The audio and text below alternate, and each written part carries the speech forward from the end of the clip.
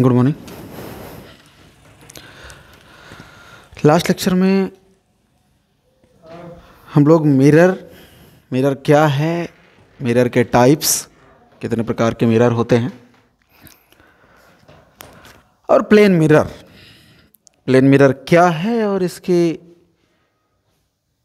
कुछ खास विशेषताएं, ये चीज़ हम लोग देखे थे। दो शब्द हम बार बार डिस्कस कर रहे थे। एक शब्द है ऑब्जेक्ट, जिसके बारे में हम ये डिस्कस किए थे कि intersection point of incident rays, और एक पॉइंट है image, intersection point of reflected rays. ये बातें किए थे। Intersection point of reflecting rays जो है वो इमेज है। इसी बात को लेके आगे बढ़ते हुए हम ये बात करते हैं कि इमेज दो प्रकार के संभव हैं। किसी भी डिवाइस से, किसी भी इंस्ट्रूमेंट से, चाहे वो मिरर हो, आगे हम लेंस पढ़ेंगे, तो दो प्रकार के इमेज संभव हैं, जिसमें अगर हम टाइप्स ऑफ इमेज देखें तो दो प्रकार के इमेज संभव है, जिसमें एक रियल इमेज होता है और एक वर्चुअल इमेज होता है। ठीक है, रियल इमेज और वर्चुअल इमेज। ठीक है, अगर हम इन दोनों को डिफरेंस के रूप में आगे बढ़ाएं, अगर डिफरेंस के रूप में हम आगे बढ़ाएं कि इन दोनों में डिफरेंस क्या है, तो आपको ज़्यादा आसानी होगी समझने में अगर हम रियल और वर्चुअल इमेज की डिफरेंस लिखें।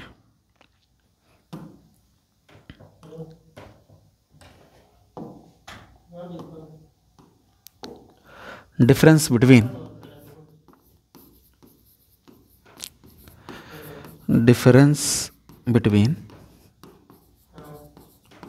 Real and virtual image. Difference between real and virtual image बड़ा बढ़िया इंपॉर्टेंट है। Difference board point of view से बड़ा बढ़िया डिफरेंस है, इंपॉर्टेंट डिफरेंस है, याद रखेंगे और कुछ कुछ बातें समझने का प्रयास भी करेंगे। रियल इमेज और वर्चुअल इमेज में डिफरेंस। अच्छा, फिर से मैं वही चीज़ रिकॉल कर रहा हूँ कि इमेज का मतलब होता है कि रेज आई, मिरर पे टकराई, टकरा के जो रेज वापस लौटे उनका नाम हमने रखा था रिफ्लेक्टिंग रेज, रिफ्लेक्टेड रेज, जो भी आप कहने चाहें। वो रेज जाके जहाँ टकराएंगी उस पॉइंट पे इमेज बनेगा। ठीक है, दो केस संभव हैं, या कि मिरर पे पड़ के वापस जाने वाली रेज, लौटने वाली रेज, जिसे आप रिफ्लेक्टेड रेज बोल रहे हैं, वो रेज या कि सही सही टकरा जाएंगी या कि टकराएंगी नहीं, आपको सिर्फ महसूस होगा, ऐसा आप फील कर पाएंगे कि टकरा रही हैं। एक बार फिर से, रेज आई, मिरर पे पड़ी, मिरर पे पड़ के लौटी, इस घटना को रिफ्लेक्शन कहते हैं। और आप रिकॉल करें तो incident raise, reflected surface, reflecting surface, इस सरफेस पे पड़ी हैं, और लौटने वाली रेज कौन सी रेज है? रिफ्लेक्टिंग रेज है। और वही रिफ्लेक्टिंग रेज जाके कहीं ना कहीं काट देंगी, क्योंकि एक नहीं है, बहुत सारी रेज आ रही हैं, और जहां पे काटी हैं वह पॉइंट क्या बनेगा? इमेज का पॉइंट बनेगा। दो संभावनाएं हैं, या कि वो रेज सही सही काट दी हैं, या कि आपको सिर्फ ऐसा लग रहा है कि काट रही हैं, काटेंगे नहीं। आगे पता चलेगा कैसे लगेगा और कैसे सही सही होंगी। रिफ्लेक्टेड रेज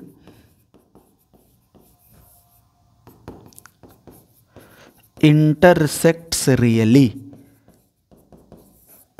रियल इमेज में रिफ्लेक्टेड रेज जो होती है ना, वो सही सही काटती हैं, और वर्चुअल इमेज में सही सही नहीं काटती, आपको काटती हुई प्रतीत होती हैं। तो यहां हम लिखते हैं रिफ्लेक्टेड रेज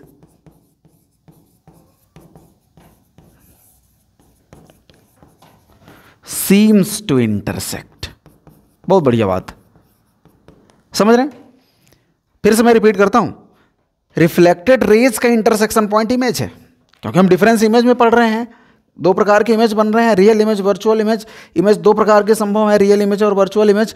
इमेज बनता कैसे है? रिफ्लेक्टेड रेज का इंटरसेक्शन पॉइंट। तो डिपेंड इमेज कैसा है, रियल है या वर्चुअल है, वो किस बात पे डिपेंड करेगा कि वह रेज सही सही काट रही हैं या सिर्फ आपको ऐसा महसूस हो रहा है। अगर रिफ्लेक्टेड रेज सही सही काट रही हैं तो बनेगा रियल इमेज, और अगर आपको सिर्फ लग रहा है कि काट रही हैं तो बनेगा वर्चुअल इमेज।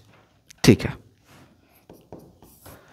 अच्छा, एक और बहुत खास बात, अगर वो रेस सही सही काट रही हैं तो जहां पे काट रही है वहीं ले जाके आप एक स्क्रीन रख दीजिए, उस स्क्रीन पे बढ़िया फोटो आपको दिखेगी। लेकिन अगर वो सही सही नहीं काट रही हैं, आपको सिर्फ ऐसा लग रहा है कि वहां पे रेस जाके काट रही हैं, वहां पे आपको स्क्रीन रखने पे गायब। आप वर्चुअल इमेज को स्क्रीन पे प्राप्त कर ही नहीं सकते। आपको अगर लग रहा है कि हाँ इस पॉइंट पे काट रही हैं, आप रखिए ना स्क्रीन, वहां बनेगा ही नहीं, गायब हो जाएगा। लेकिन अगर वो सही सही रेस काट रही हैं, रियल इमेज बन रहा होगा, आप स्क्रीन रखेंगे तो बढ़िया फोटो दिखेगी उस इमेज पे। जैसे हम यहाँ एक डिफरेंस लिख देते हैं, इट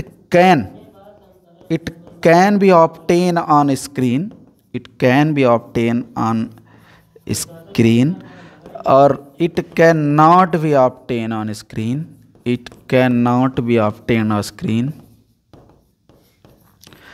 एक स्क्रीन पर प्राप्त हो सकता है, एक स्क्रीन पे प्राप्त नहीं हो सकता। ठीक है, ठीक है। दो बातें किया, रेस सही सही काट रही हैं, रियल इमेज, काटती हुई प्रतीत हो रही हैं, वर्चुअल इमेज। और अगर सही सही काट रही हैं तो जहां काट रही हैं वहां स्क्रीन रखने पे आपको इमेज मिल जाएगा, फोटो दिखेगा। और नहीं काट रही हैं तो रखने पे वो नहीं दिखेगा, गायब हो जाएगा। मतलब उसको हम स्क्रीन पे प्राप्त नहीं कर सकते और इसको स्क्रीन पे प्राप्त कर सकते हैं। एक और बहुत बढ़िया बात है कि रियल इमेज हमेशा उल्टा बनेगी, चाहे जहां बने, चाहे वो कॉनकेव मिरर आगे चल के हम पढ़ेंगे रियल इमेज बनाएगा, चाहे लेंस जब पढ़ेंगे तो कॉन्वेक्स लेंस रियल इमेज बनाएगा, वो हमेशा उल्टा बनेगी। रियल इमेज हमेशा उल्टा बनेगी। It is always inverted, it is always inverted, यह हमेशा उल्टा होता है। It is always inverted. और ये वाला जो है ना वर्चुअल इमेज वाला केस, ये हमेशा सीधा होगा। It is always erect, it is always erect, it is always erect, it is always erect, ये हमेशा सीधा होता है। ठीक है। तीन बहुत इंपॉर्टेंट डिफरेंस हैं, और लिखने के लिए तरह तरह के डिफरेंस लिखे जाते हैं, ये कहाँ मिलता है, ये कहाँ मिलता है, बताने के लिए बता दूं पर डिफरेंस में वो नहीं है। जैसे जैसे मैं लिख रहा हूँ, अब बात आ ही गई है तो लिख देते हैं, पर आप तीन ही मेन डिफरेंस याद रखेंगे। जैसे रियल इमेज कौन कौन बनाता है, तो कॉनकेव मिरर रियल इमेज बनाएगा, आगे हम पढ़ेंगे।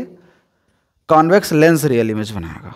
बस सिर्फ दो चीज़ रियल इमेज बनाएंगे। कौन कौन से? Concave mirror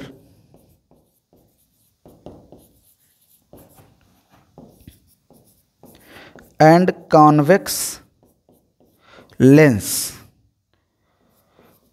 can form real image. कौन कौन से? कॉनकेव मिरर और कॉन्वेक्स लेंस। और यहाँ ना ऐसी कोई डिवाइस नहीं जो वर्चुअल ना बनाए, सब बनाते हैं।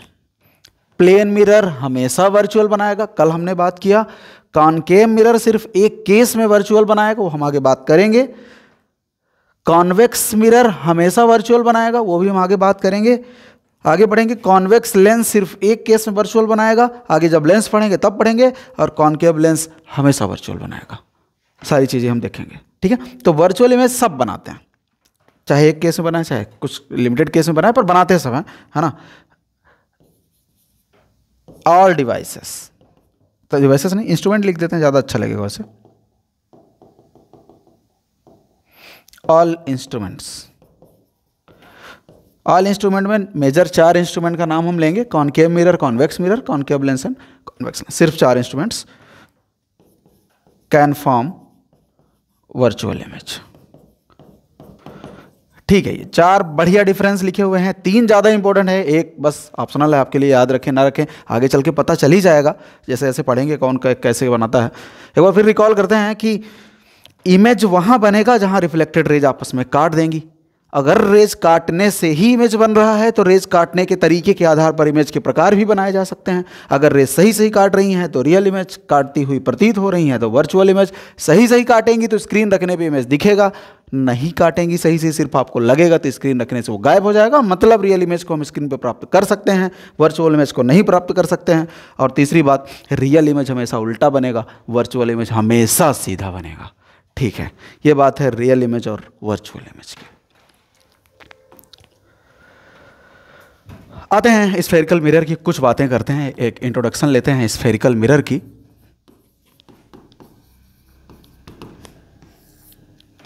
कल हम जब प्लेन मिरर पढ़ रहे थे तो हम आपको एक बार डिस्कस किए थे कि मिरर बनाते कैसे हैं।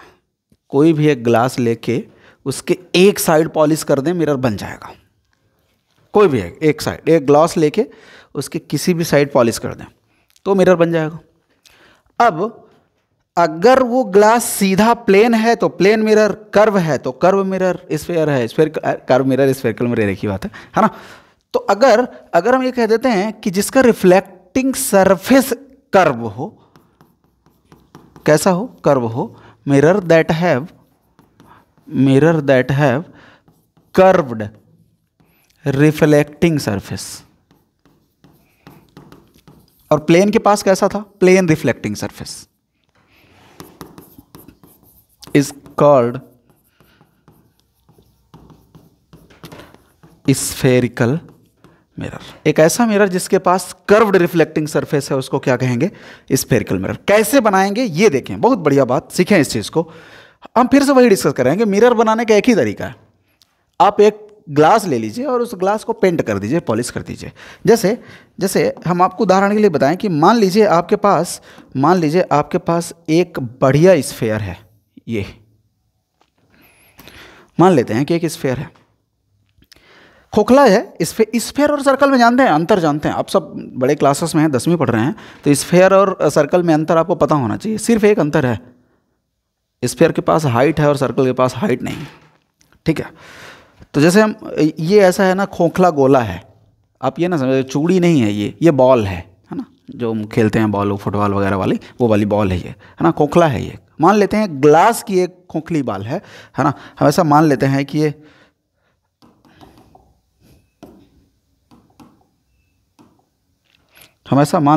ये हॉलो स्फेयर है, ग्लास का हॉलो स्फेयर है, ये ग्लास का हॉलो स्फेयर है।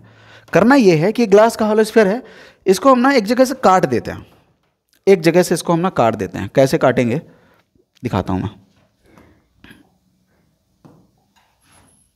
मान लीजिए इसको ना आप यहां से काट दिए ऐसे, ठीक है, यहां से काट दिए तो आपके पास ये बचा। आपका मन है आप एक जगह से और काट दिए, लीजिए एक जगह से और काट दिए। अब दो टुकड़े आपको मिल गए, एक उस साइड से एक उस साइड से, दो टुकड़े आपके पास हैं। हम दोनों को ले जाके अलग रख रहे हैं। ठीक है, मैं दोनों को ले जाके ना अलग रख रहा हूँ। देखिए, एक इधर वाला ये टुकड़ा मिला है, ये एक उधर वाला वो टुकड़ा मिला है, ये। अब मेरी मर्जी, इसको भी पलटा के हम ऐसे रख दें, वो कर सकते हैं। ऐसा नहीं है कि आप कसम खा लेके नहीं ऐसे रखेंगे जाके। आप इसको भी पलटा के ऐसे रख दें तो वैसे हो जाए, उसको पलटा के ऐसे रख दें ऐसे हो जाए, है ना।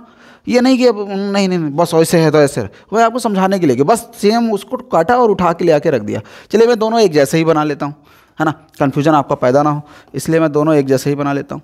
मान लिया कि दोनों टुकड़ों को बढ़िया ले आके ऐसे रख लिया। बोले क्या ये मिरर है? नहीं, अभी मिरर नहीं है, क्योंकि मिरर के लिए जो ज़रूरी शर्त है ना वो ये है कि ग्लास तो होना चाहिए, ये पहली शर्त है, पर उसमें एक साइड पॉलिश होना चाहिए, दूसरी शर्त है। अभी तो पॉलिश किया नहीं हम, अब पॉलिश करते हैं।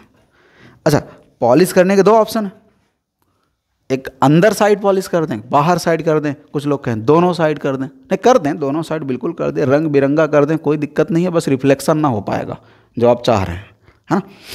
तो रिफ्लेक्शन कराना है, रंगना थोड़ी। तो एक साइड आपको पॉलिश करना। अगर हम बाहर साइड पॉलिश करते हैं उभरी हुई सतह पर, तो जो बनता है उसको कहते हैं कॉनकेव मिरर। हिंदी में इसको कहते हैं अवतल दर्पण। और अगर अंदर साइड पॉलिश करते हैं तो जो बनेगा उसको कहते हैं कॉन्वेक्स मिरर, और इसको कहते हैं हिंदी में उत्तल दर्पण। ठीक है, एक बार फिर से, एक खोखला गोला लेना है, उस गोले को काट दो दो जगह से, और दो चीज़ मिला, उसको ले जाके अलग अलग रख दिया, बचा पॉलिश करना है। पॉलिश अगर अंदर साइड कर रहे हैं तो कॉन्वेक्स मिरर, और अगर बाहर साइड कर रहे हैं तो कॉनकेव मिरर। ठीक है, ये बातें हो गई। मिरर बनाते कैसे हैं ये हो गया। कल हम प्लेन मिरर बताए थे और ये बात कहे थे कि एक ऐसा आपको ग्लास ले लेना है, फिर से यहाँ 2 ऑप्शन है।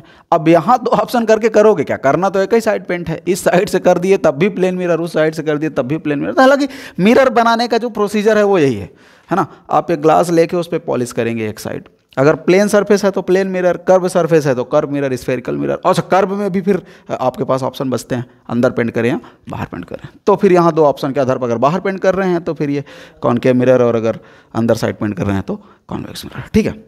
अच्छा, भले अब ये स्फेयर नहीं है, पर उठाए तो स्फेयर से ही थे। हम जान रहे हैं, आप भी अब जान रहे हैं कि अगर कहीं भी ऐसा बना दिख गया, जैसे मान लीजिए एक जनरल ट्रेंड में आपके पास ऐसा बढ़िया एक मिरर है, ऐसा रखा है।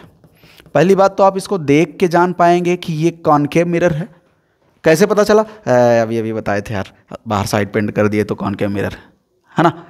अच्छा, इसको आप देख के भी बता पाओगे। मिरर अगर आप लैब में कहीं देख लिए ना तो आप देख लोगे कि अगर उभरी हुई सतह पर पॉलिश है तो कॉनकेव है, और अगर ऐसे कर्व है अंदर साइड वाले में पॉलिश है तो कॉन्वेक्स। आप देख के भी बता पाओगे उसको, है ना। अगर लैब में दिख गया, मान लीजिए सौभाग्य हुआ कभी तो ऐसा, है ना।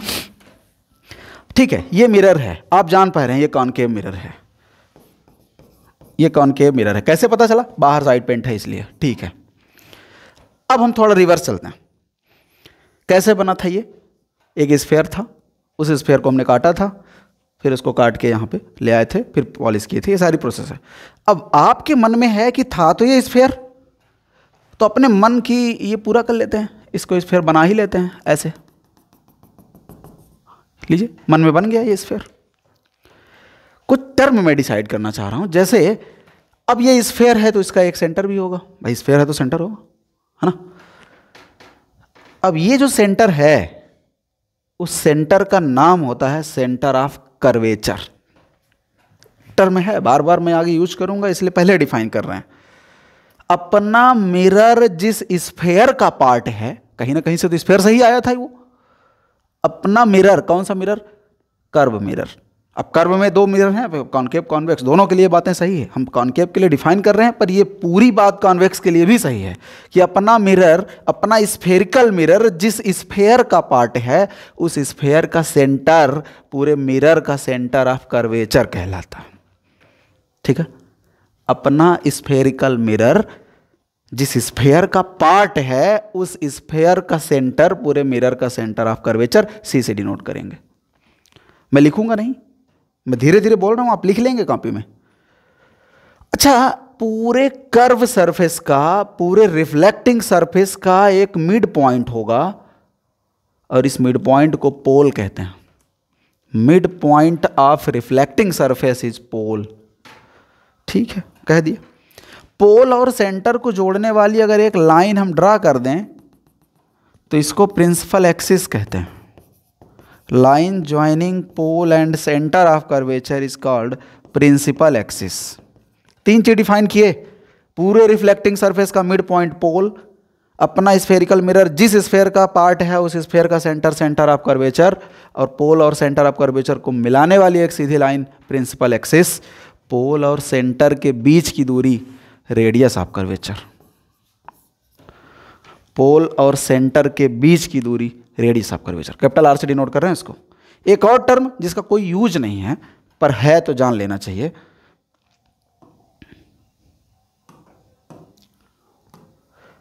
दोनों, अच्छा मिरर है, मिरर के दोनों टर्मिनल्स को मिलाने वाली एक सीधी लाइन,